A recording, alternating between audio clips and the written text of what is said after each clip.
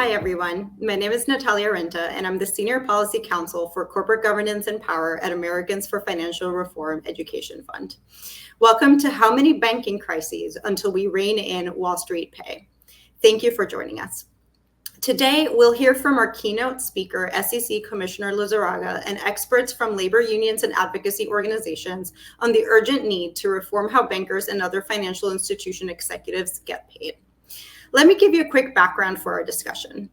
In the wake of last year's banking crisis, many called on regulators to finalize Section 956 of the Dodd-Frank Act of 2010, which requires 6 agencies to promulgate a rule banning incentive-based executive pay that incentivizes inappropriate risk-taking at financial institutions. A year after the 2023 banking crisis and almost 14 years after the statutory mandate was enacted, we do not have a rule to protect consumers, depositors, and the public from executives' excessive risk-taking. However, just last month, the Office of the Comptroller of the Currency, the Federal Deposit Insurance Corporation, and the Federal Housing Finance Agency announced that they voted to repropose a 2016 proposal of the rule that had not been finalized, while adding questions for comment and identifying specific alternatives the agencies are considering. The notice of proposed rulemaking approved by the OCC, the FDIC, and FHFA included the National Credit Union Administration. The remaining 2 agencies are the Securities and Exchange Commission and the Federal Reserve. Now that I've given you some background, it's my pleasure to introduce to you our keynote speaker, SEC Commissioner Lizárraga. Commissioner Rein was sworn into office on July 18, 2022. He was nominated by President Joe Biden and unanimously confirmed by the U.S. Senate. Commissioner Lizárraga most recently served as senior advisor to House Speaker Nancy Pelosi. In that role, he oversaw issues related to financial markets, small business, housing, international finance, and immigration. He also served as Speaker Pelosi's liaison to the Congressional Hispanic Caucus. In more than 3 decades in public service, Commissioner Lizárraga has advised congressional leaders and heads of executive agencies on policy and legislative strategy. He previously served on the Democratic staff of the House Financial Services Committee and as a presidential appointee at the U.S. Department of the Treasury and the U.S. Securities and Exchange Commissioner, the Securities and Exchange Commission. Commissioner Lizárraga earned his bachelor's degree with high honors from the University of California, San Diego, and earned a master's degree from the Lyndon B. Johnson School of Public Affairs at the University of Texas. Without further ado, let's hear from Commissioner Lizárraga. Thank you, Natalia, and good afternoon. It's great to be here with all of you today. I appreciate the opportunity to be part of this event, and I want to extend my gratitude to Americans for Financial Reform for inviting me to be here today. I'm very fortunate to have a long history with AFR and with several of the other sponsors of today's event, Public Citizen, Institute for Policy Studies, the AFL-CIO, AFSCME, and the Committee for Better Banks. And I've worked and relied on the work of these organizations throughout my public service career, especially in my time as a staffer for Chairman Barney Frank on the Financial Services Committee, and later in Speaker Pelosi's office, and especially during the financial crisis. So, but today, in my current role as commissioner at the SEC, I'd like to offer a few personal thoughts on what I think is an important provision of the Dodd-Frank Act that unfortunately remains unfinished business. And let me also mention at the outset that I speak for myself today. I don't speak for any of my fellow commissioners or the staff of the SEC. But that said, I do think that Section 956 is a very important provision of the Dodd-Frank Act, and that law is landmark legislation that requires, in this instance, federal financial regulators, including the SEC, including us, to promulgate a joint rulemaking that prohibits any type of incentive-based compensation arrangement that encourages inappropriate risks by the financial institutions that are covered.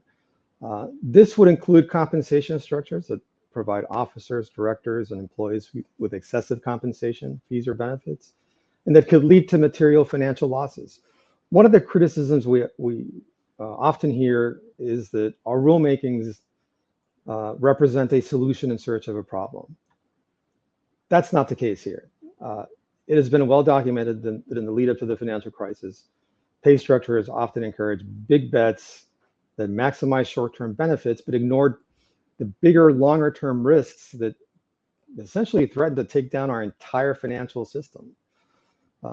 When the financial crisis hit, it wasn't the bank executives that paid the price. It was everyday working families who lost trillions of dollars of their hard-earned wealth in just a few short years. And in fact, let me cite a few numbers here. Between 2007 and 2011, 1/4 of American families lost at least 75% of their wealth, and more than half of all families lost at least 1/4 of their wealth. And as we may recall, at least those who were here dealing with the consequences of this massive crisis, unemployment reached 10%. Home values dropped by an average of 20%, and we saw for several years after that the millions of foreclosures that working families unfortunately had to endure. And many families' hard-earned nest eggs, their kids' college savings, their rainy day funds for medical and other emergencies disappeared almost overnight. So former SEC Chair Mary Shapiro told the Financial Crisis Inquiry Commission, by the way, a commission that legislation that I work very closely in crafting, she told that commission, and I quote here, that many major financial institutions created asymmetric compensation packages that paid employees enormous sums for short-term success, even if these same decisions result in significant long-term losses or failure for investors and taxpayers, end quote. Really helpful quote in framing what we're up against here. The bipartisan Senate subcommittee that investigated the origins of the financial crisis found that lenders created compensation incentives that valued speed and volume over quality when it came to originating loans. And as an illustration of just how broken the system had become, even the former chief risk officer for home loans at the now defunct lender Washington Mutual had a 2007 performance evaluation that placed the growth of home loans as her #1 performance goal for the year. And that goal included specific sales targets. This is the chief risk officer we're talking about. Also in April 2009, the predecessor to the Financial Stability Board released what titled Principles for Sound Compensation Practices. And they noted that, quote, multiple surveys find that 80% of market participants believe that compensation practices played a role in promoting the accumulation of risks that led to the current crisis. That is in 2008, end quote. Although I realize it's now been about 15 years since these events took place, the lessons don't recede with the passage of time. They're still there. And history shows that, of course, you've heard the expression, well, history is doomed to repeat itself. So some have argued that even if there was a need for this rule at one point, that it's no longer needed today. I would remind folks that this is not the way congressional mandates work. Of 330 rulemaking provisions in the Dodd-Frank Act, only 148 were mandatory. And of those, only 22 had a deadline less than a year after enactment. Section 56 was one of them. And just because the SEC has implemented other mandatory Dodd-Frank rulemakings over the years, including reforms to make compensation committees more independent, allowing shareholders to have their voice heard through say-on-pay votes, and requiring companies to tell shareholders about their relationship between pay and performance, that doesn't mean we don't need this particular rule. Different rules have different purposes. Some are about transparency and disclosures. Others are about good governance, hygiene, or holding bad actors accountable. And while supervising financial institutions and conducting exams are essential, it can help to have clear, bright line rules and not just principles-based concepts. Section 956 is about ensuring sound compensation practices in a way that will ensure that there's sensitivity to downside risks, and it'll benefit investors and contribute to the financial stability of our very interconnected financial system. And I think it's helpful to also try to dispel some myths about what this provision isn't about. It isn't about naming and shaming executives, or it also isn't about going after small community institutions. It's not about the government trying to set executive pay, and it's not about rank and file employees. The law doesn't require that covered institutions report actual compensation to specific individuals. And I'd also say that finally that the regional banking crisis we experienced last year illustrates why this rule is as important as ever. I commend our banking regulators and the Treasury Department for moving swiftly to contain the damage and avoid a wider crisis of confidence throughout the sector. But in the Federal Reserve Board's April 2023 report that examined the factors that contributed to the failure of Silicon Valley Bank, it found that bank's compensation packages for senior management were tied to short-term earnings and did not include any risk metrics, which may have contributed to an excessive focus on growth and short-term profitability over effective risk management. This seems like a familiar movie to me, at least. So where are we now? We are now over 13 years past the mandatory deadline set by Congress. I think it's time that we come together and finally get this rulemaking past the finish line. And I'm glad to say that it's on our agency's short-term agenda. It is a joint rulemaking with a number of our sister agencies, so it will take a lot of cooperation and coordination. But I'm confident that we can get there. And it's an important rule that deserves that cooperation and collaboration. As many of you here know, one of the three pillars of the SEC's mission is to protect investors. And if we implement this rule, we'll do just that. And it'll help to avoid the next preventable financial crisis. So thank you again for having me here today. I look forward to hearing from each of you, our panelists, about their perspectives and also the ensuing discussion. So again, thank you. Thank you, Commissioner Lizárraga, for those compelling remarks. And we wanted to get a question in for you right away, which is, what would you say to folks who are not in the weeds of financial regulation to sum up why getting this rule across the finish line is so important and how it would impact them? I think it's a really important question, and I'm glad you're asking it, because it's so important to make this relevant to those who might be listening today and how it impacts them.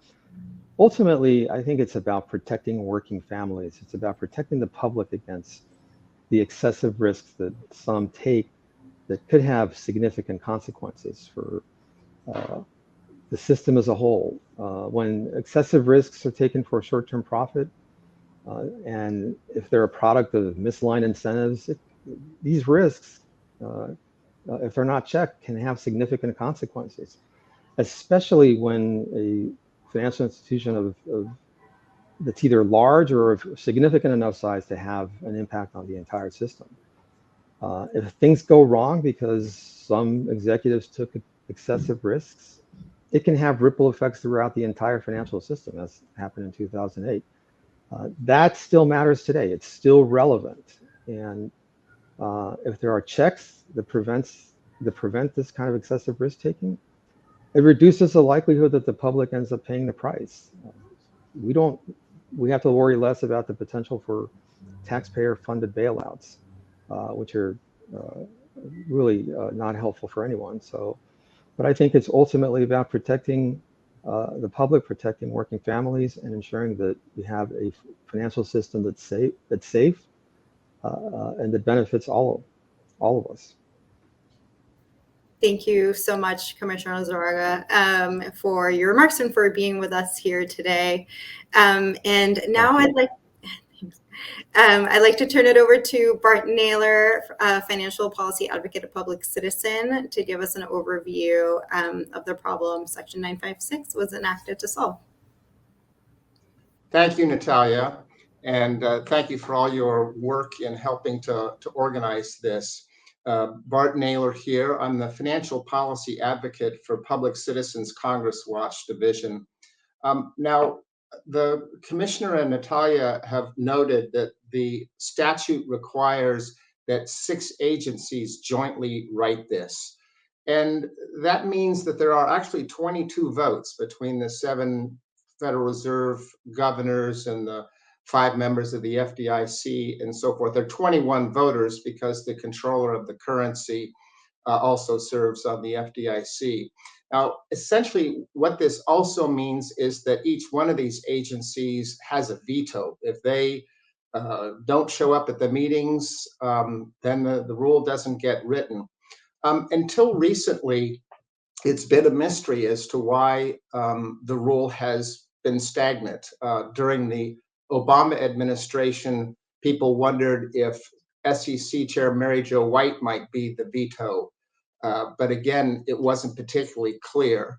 That mystery is essentially solved. As Natalia said, 3 of the agencies have already stepped forward and proffered a rule. It's a restatement of the 2016 rule with some questions.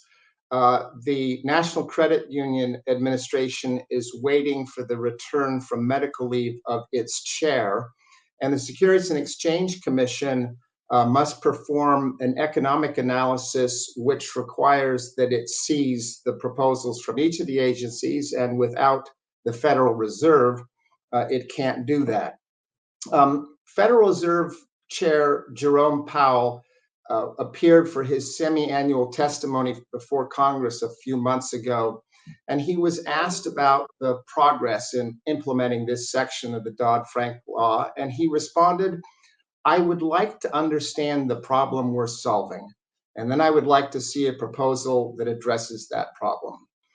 As the commissioner said, 956 is one of several measures in the 2010 law aimed at reforming banker pay and emphasizing the importance of compensation reform, emphasizing its role in causing the crash. Bankers caused the crash because they were paid to. They set a deadline, and that deadline was April 2011. Again, as the commissioner said, they only assigned deadlines for a handful of the rules in Dodd-Frank. Well, in the spring of 2023, a year ago, the failures of Silicon Valley Bank and other regionals prompted renewed attention to the relationship between compensation structures and misguided, even reckless decision-making by bankers. Several lawmakers, notably Senator Chris Van Hollen and Representative Nydia Velázquez, wrote the Federal Reserve Chair and other regulatory officials detailing how SVB's compensation structure encouraged recklessness. The lawmakers emphasized the importance of completing this rule. Other lawmakers also wrote to the federal agencies. In addition to these letters, the White House identified the need for banker pay reform as a necessary response to the reckless conduct that caused the regional bank failures. The president specifically called on the agencies to complete rulemaking for Section 956. Subsequently, the Federal Reserve itself issued a report describing the factors that led to the demise of SVB. In 91 pages, the Federal Reserve cited compensation more than 60 times. In addition to the 2008 crash and the regional bank failures, examples abound of compensation structures connected to banking problems.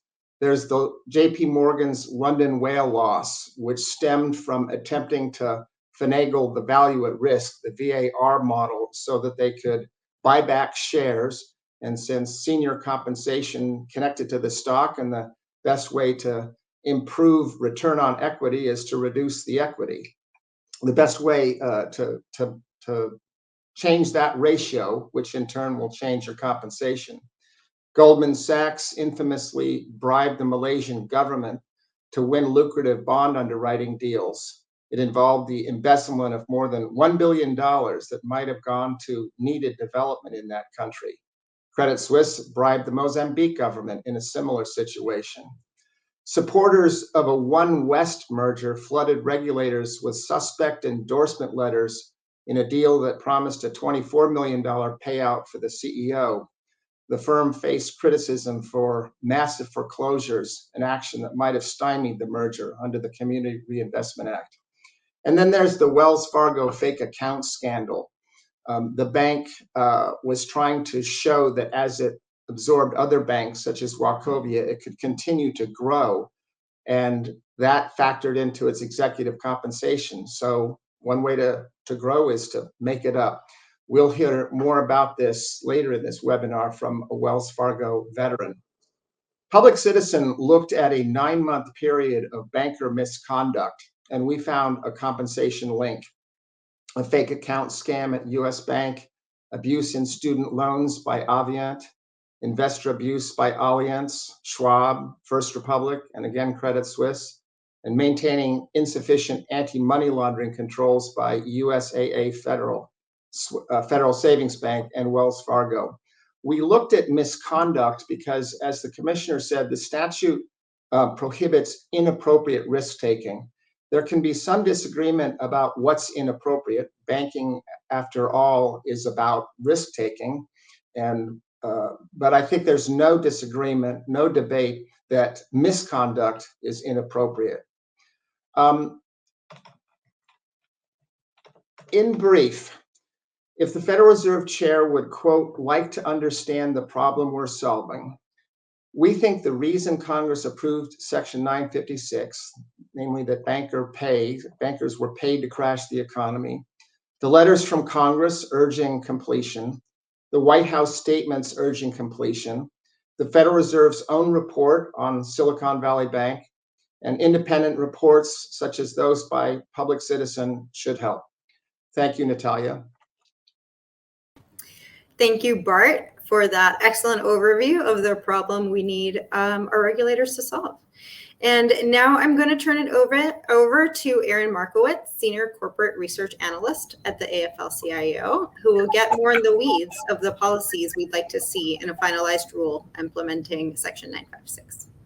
Thanks, Natalia, as well as Commissioner Lizárraga and everyone working behind the scenes at AFR to support this webinar.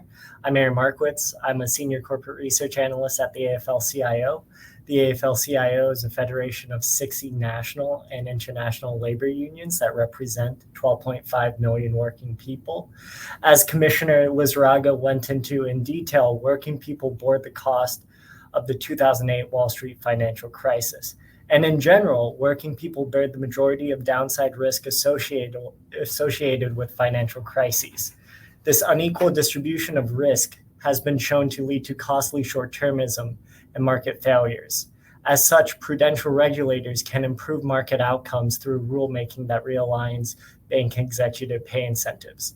The recent proposed rule to implement Section 956 of the Dodd-Frank Act outlines 4 key ways to better align bank executive pay with the safety and soundness of their institutions.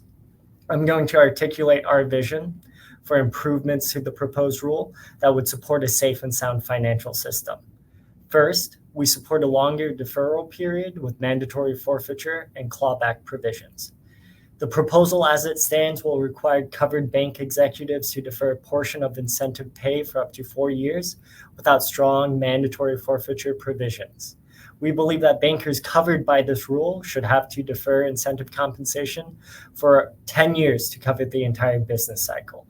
If the financial institution fails in the interim, the banker's deferred compensation should be subject to forfeiture to reduce the cost of insuring depositors, or if they are found to engage in misconduct, use it to pay any fines. Extending the deferral period would better match the long-term horizon of investors as well as disincentivize short-termism. Extending the deferral period as well, combined with strong mandatory forfeiture and clawback provisions, increases the probability that any ill-gotten incentive compensation can be recouped by shareholders. Second, we support a prohibition of stock option compensation for significant risk takers at covered institutions. Again, stock option compensation promises all the benefits of share price increases without exposure to downside risks. These asymmetric incentives encourage excessive risk-taking that we believe is not appropriate for bank executives. The proposal as it stands would limit option compensation to 15% of incentive compensation eligible for deferral. The notice of proposed rulemaking asks whether banking regulators should limit option compensation to 10% of compensation eligible for deferral. While a lower threshold is an improvement to us, we support a flat prohibition on stock option compensation for bank executives. This view is not controversial, as many banks have already voluntarily stopped issuing executive stock options, in part due to shareholder opposition. I want to call everyone's attention to JP Morgan's 2022 Say on Pay referendum, which failed as shareholders rejected the $52.6 million of stock options awarded to Jamie Dimon by directors in the previous year. In 2023, no CEO of a U.S. bank with over $250 billion of assets under management received option compensation. And in 2023, zooming out, we have out of 212 commercial banking institutions listed on the Russell 3000, only 20 awarded stock option compensation to their CEOs. We fear that the proposed rule would effectively endorse the use of stock option compensation for bank executives, which is clearly not current market practice. We believe that a ban of stock option compensation for significant risk takers at covered institutions would most effectively limit systemic risk. If diversified stockholders are concerned that stock options incentivize excessive risk, prudential regulators should be even more concerned about this use. I am taking a pause because I'm hearing my sound might be cutting out.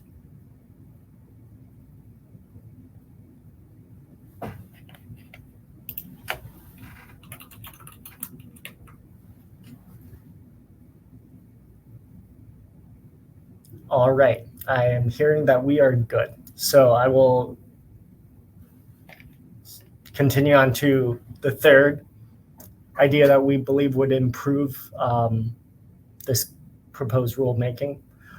Third, we support a ban on bank executives using hedging strategies.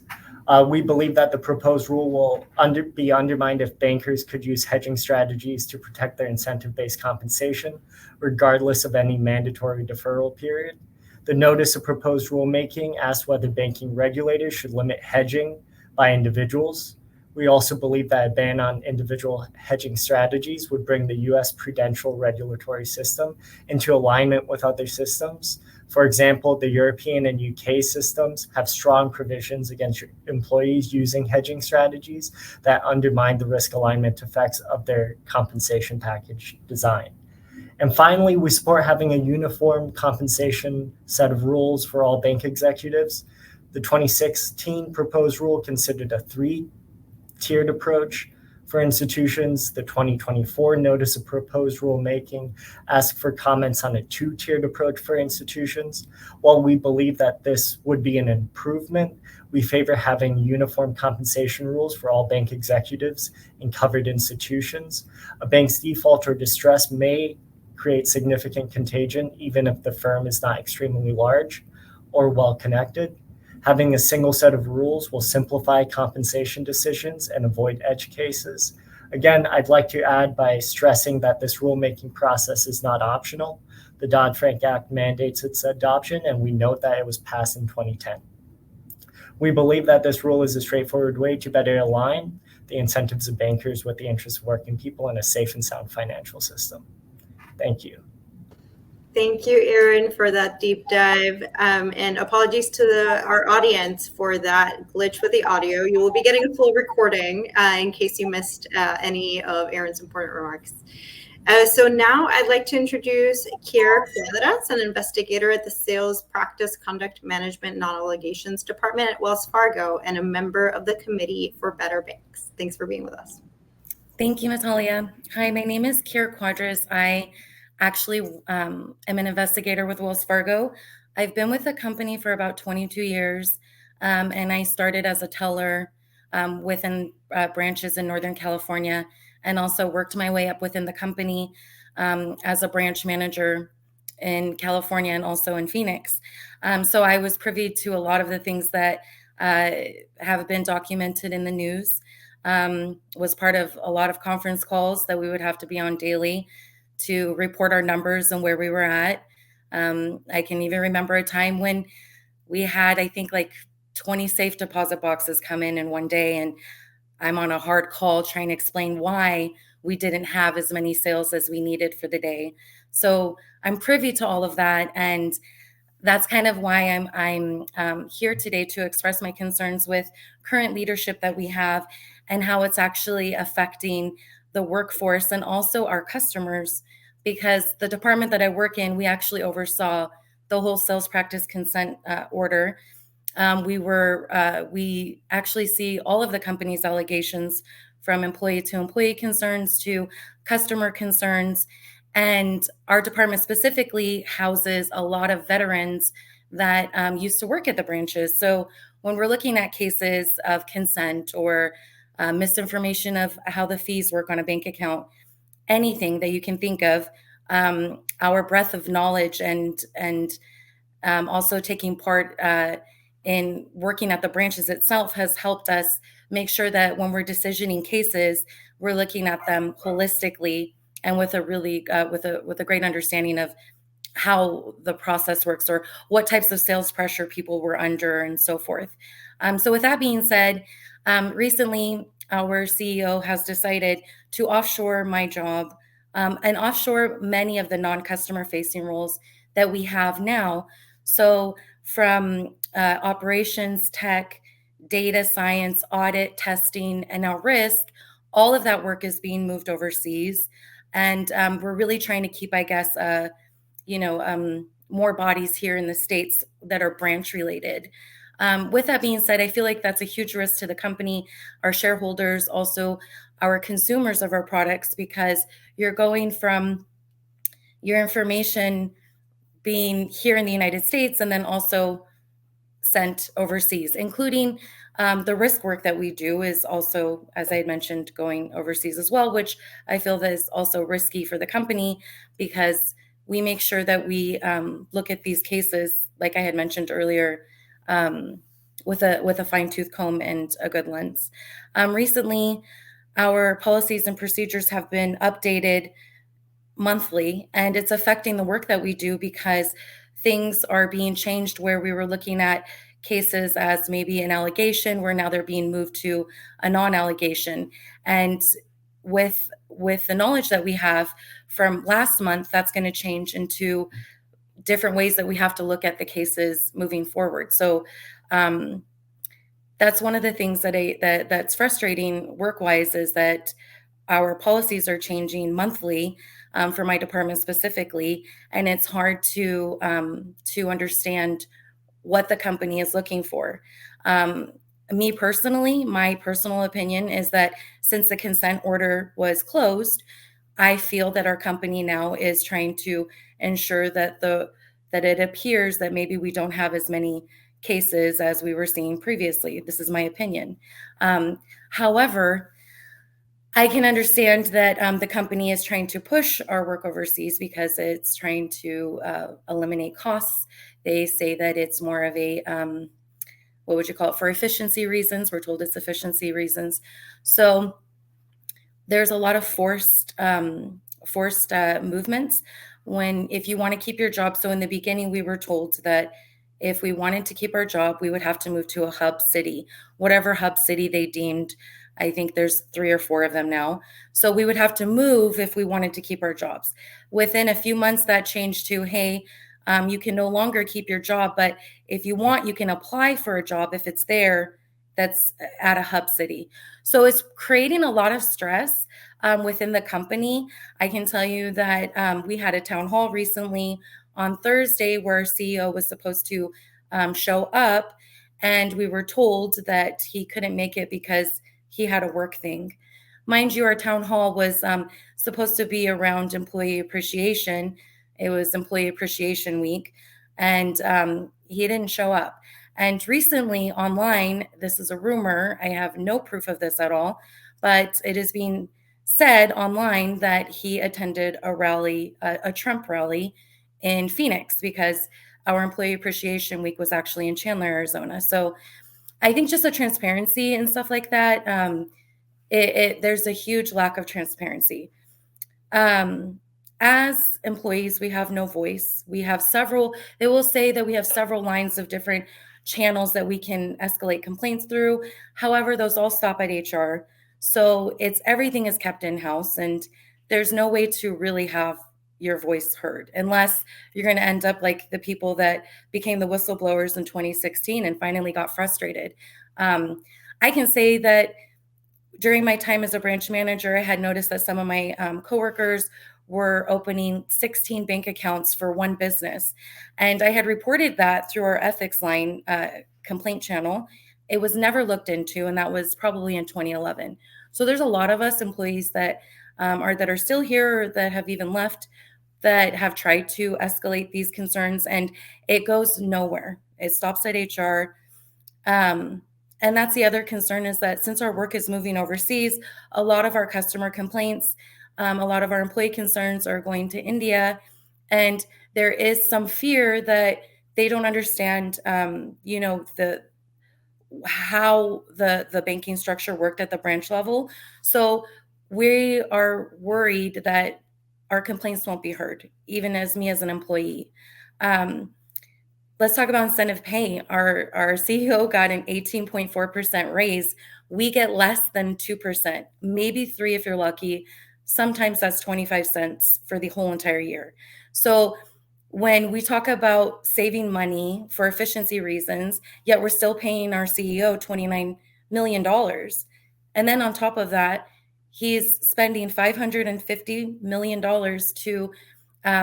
to purchase Hudson Yards so that he can make his office in New York. First of all, our headquarters is in San Francisco. It's not in New York. And so most of us, with this whole location strategy that they're putting us through, have thought, hey, if, when you joined the company, you should be commuting to San Francisco. We shouldn't be moving everything to New York. And then for you to spend $550 million to purchase a building and still telling us that you put away $1 billion in severance pay. So just overall, the way that the company is moving, from my viewpoint, from many of my coworkers and employees across the company, I think it's all risky. Work from home accommodations have been removed. Now, Wells Fargo HR is deciding over your doctor that they feel you can return to office. So we do have some of our employees that are on work from home accommodations, and HR is reviewing your paperwork when they go to renew it, and they're saying, sorry, we think you can return to office. So there's a lot of that going on. And realistically, we see it as a strategy for them to make it easier for us to quit, or make it easier to, instead of us, accepting a severance pay, because they plan on laying us off anyway. So it's really a push to eliminate non-customer facing roles and ship them overseas. And recently, that's why you see all of the unionization going on. We now have 16 branches unionized. Every week we have a new election. We have our 17th branch unionizing on July 2nd, which is in New Jersey. So the unionization, people are upset. And if you can't see that with our new CEO, we have 16 branches of a huge financial corporation, which is unheard of, unionizing, that should be something that a big red flag that something's not right within our company structure. And many have said that even with all the sales pressure that we faced with our previous CEOs, we still felt more appreciated as employees. And with employees not feeling appreciated, that's also a huge risk, because you're going to have more dissatisfied workers. You're going to have people stressed out because they're forced to go into the office. So maybe their work ethic isn't as on spot or on par as it should be, because of all of the outside stressors that our company is putting us through. Let's see what else. I just want to say that Wells Fargo, working for the company, I have loved it. I used to say that my car was the stagecoach. My grandmother was so happy that I worked for this company. And it breaks my heart that we have someone that likes to hop from financial institution to financial institution and then tell veterans like myself that we're not worth it anymore, that our jobs aren't worth it anymore, and that we need to find something else. So as far as like a different job and so forth. So that's why we're unionizing. I'm part of the operating committee for Wells Fargo Workers United, and I will ensure that my coworkers and everyone that is within Wells Fargo that wants help, that I will help them unionize, and so that they can actually have a voice.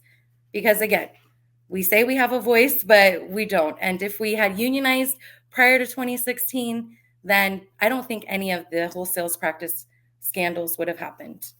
And that's all I have. Thank you, guys.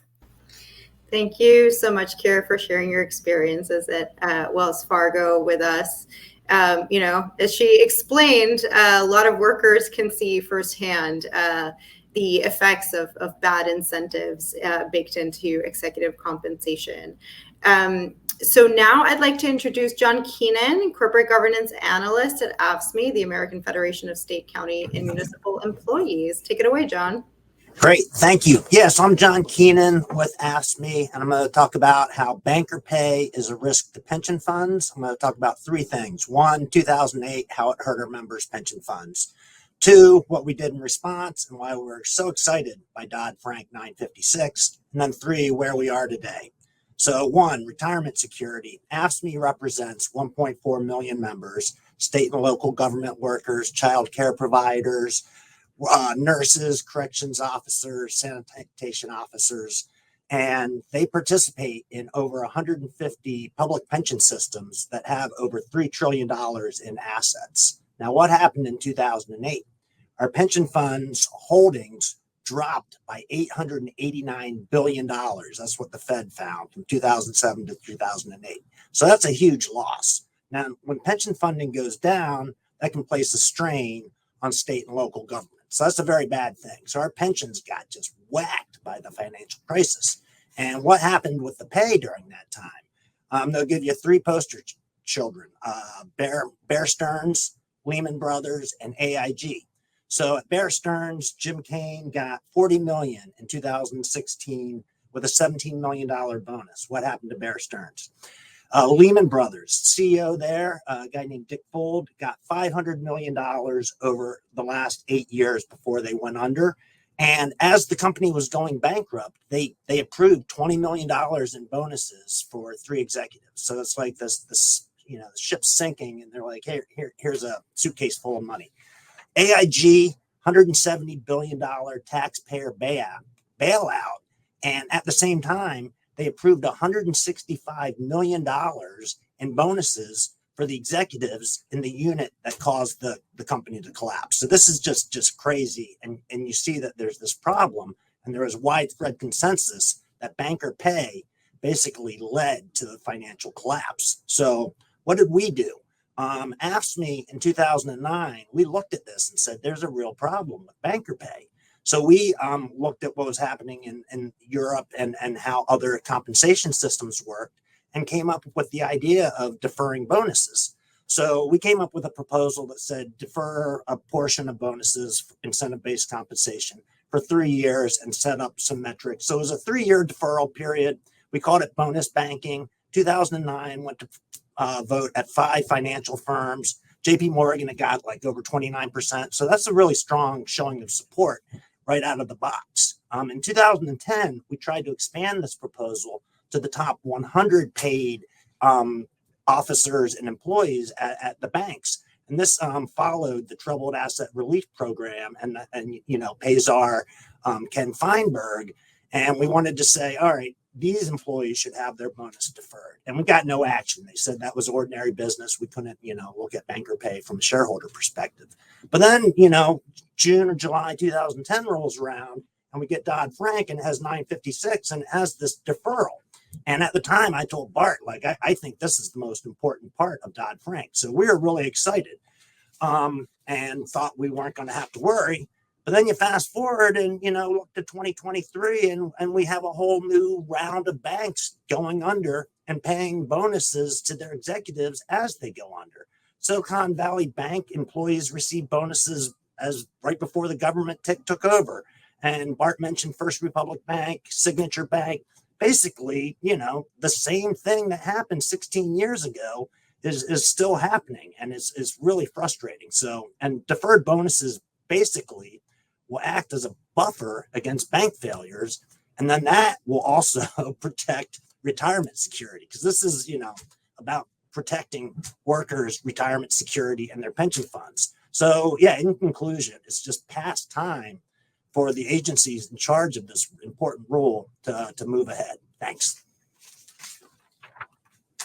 Back to you, Natalia. So much, John. Appreciate that. Now I'd like to turn it over to Sarah Anderson from the Global Economy Project at the Institute for Policy Studies, who will share an action you can take today. And after she presents, we'll be taking questions. So if you have any, please type them into the Q&A box. And Sarah, take it away.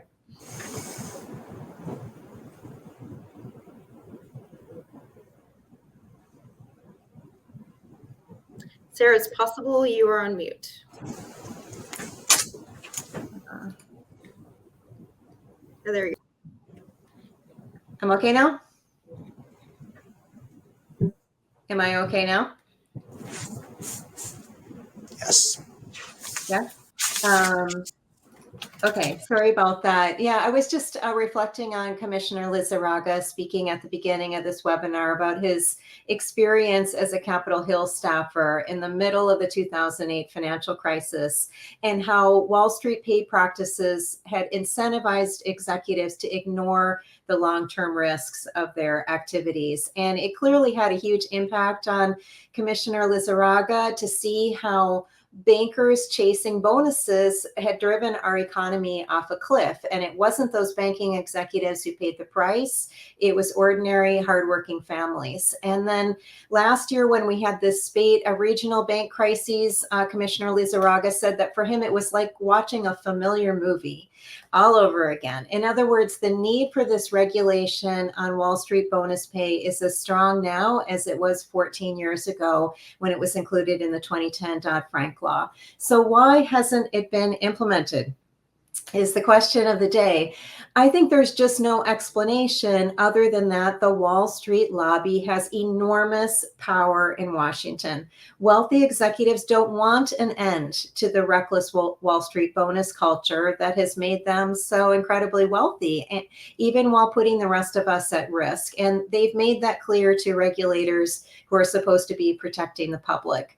So what can we do about it? Well, we need to make sure that the voices of ordinary Americans are heard in Washington, not just the voices of these Wall Street elites. And to help us do that, I would encourage you to sign a petition that we've written on this issue to the regulators at all 6 of the agencies responsible for bringing this rule over the finish line. It should have been done 14 years ago, but better late than ever. And so I really encourage you to sign that. Everybody who's spoken on this call has done well more than a dozen, if not many dozens of meetings with these regulators. But we know for every one meeting that they do with folks like us who really have the public interest in mind, they do dozens with Wall Street lobbyists who just have a lot more firepower here in Washington. So we need strength in numbers. We need people to be speaking out about this. And one way that you can do that is through this petition. So I hope you will join the thousands of people who've already signed it. And with that, I'll turn it back to Natalia to wrap things up. Thank you, Sarah, for sharing that opportunity. As I mentioned, we'll be taking questions, so please put any questions you may have in the Q&A box. We've gotten into some questions for Keir, and so I will read some of them. So is the instability in the bank community more evident at the bottom before it impacts the top level? Can we use that information publicly to get reform?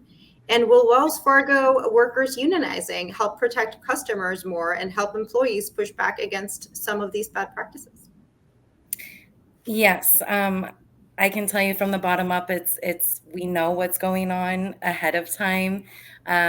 We can see things before it goes to the top.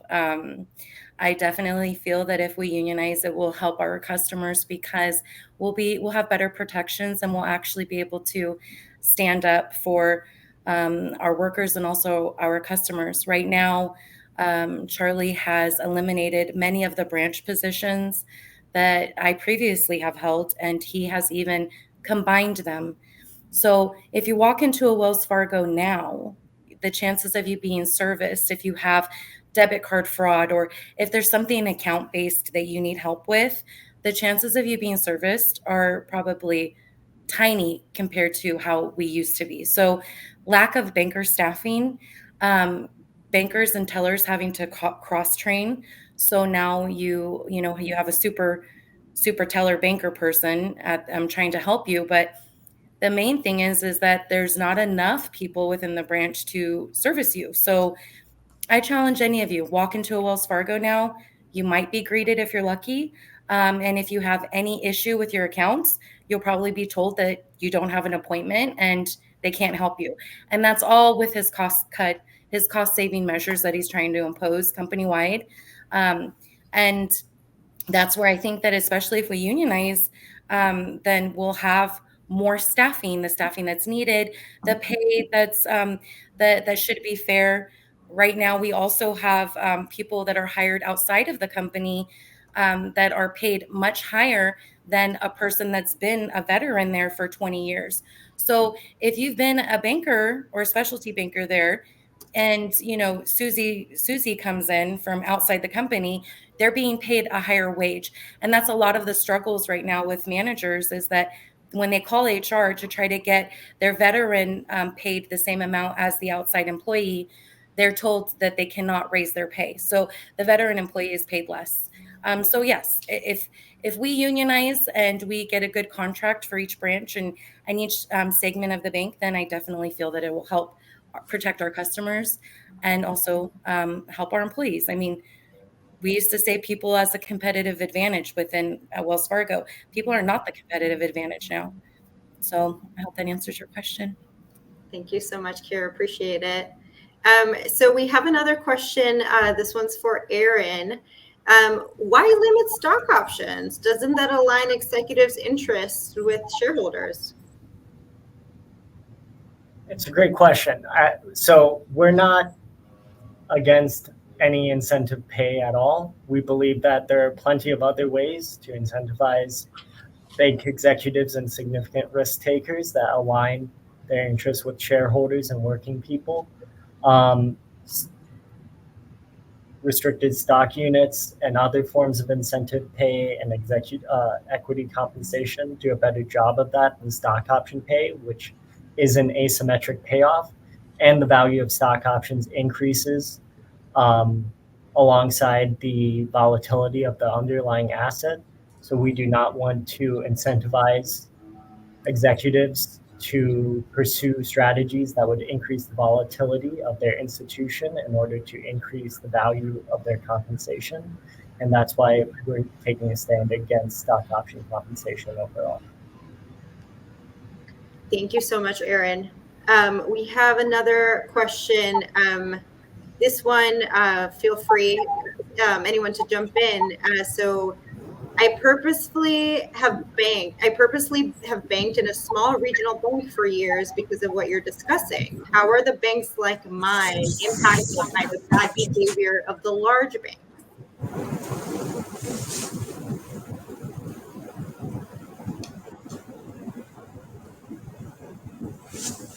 Repeat the last part, Natalia. How are the small banks affected by the large banks? Yeah, by the bad behavior of the larger banks. Yeah, well, certainly the industry suffers reputational harm. That banking is synonymous with snidely whiplash and so forth. But I think large banks are also responsible for higher rates, credit card rates, and so forth, that should cause people to look at smaller banks with a better eye. When you take your deposits into a bank, understand that you're making a loan to the bank.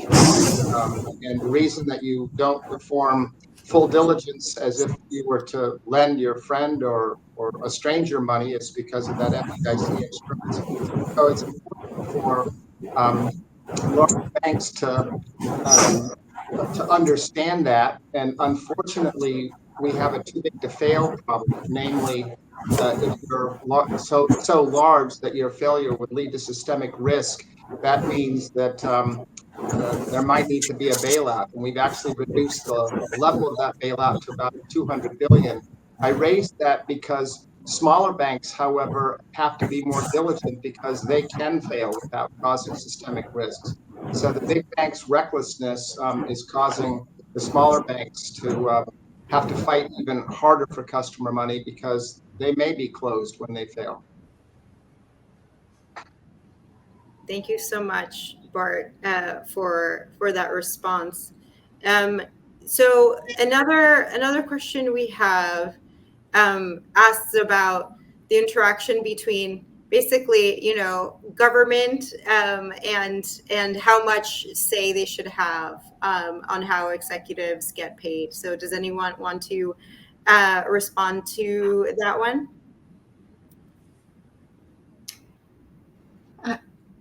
I could say something about that if I'm not muted.